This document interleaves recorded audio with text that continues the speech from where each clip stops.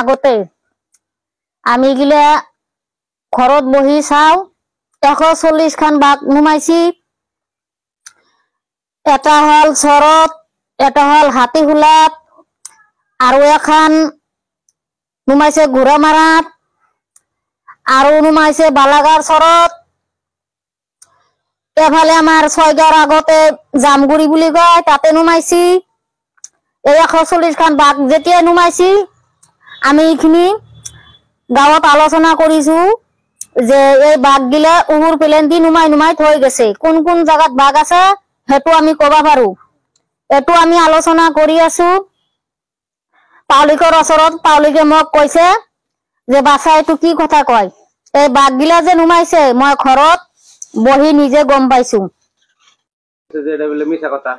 এইটো মিছা কথা নহয়, এইটো সত্য কথা হয়। এই বাঘটো নমাইছে দুই মাহ হল, বেছি সময় হোৱা নাই। 2 মাহত কিবা এটা কেলেংকৰি লৰা এটা খাম বুলি আলোচনা আছিল আৰু এটা লৰা খাই পেলাইছে।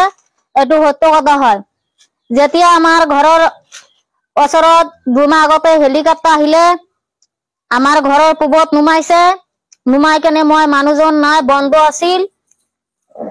এতিয়া আমি আলোচনা কৰি আছো এই বাঘটো 2 নম্বৰী কৰি হেমন্ত চেটিলবাজি কৰি বাঘটো অসমত পঠাইছে।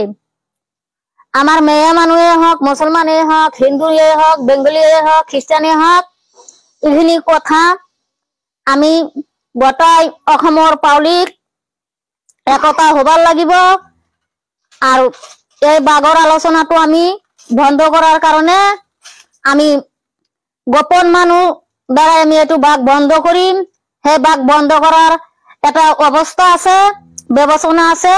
সেইটো পোচাকটো কোনেও দেখা নাপাব। সেই পোচাকটো পিন্ধিলে বাঘেও বতৰত চুবা নাহিব, খাবা নাহিব। এইবাৰ আমি জানি আছো এই বাঘটো আৰ নাথাকিব। আজিৰ পৰাই কৈ দিলো এই বাঘ গিলা বহুত দূৰত যাব। এটা লৰা অন্যায় কৰিছে আমি নিজে গম পাই আছো। আৰু চৰত যে মানুহবিলাক বুন কাটিবা যায় বাঘে হামলা কৰিবা আহে।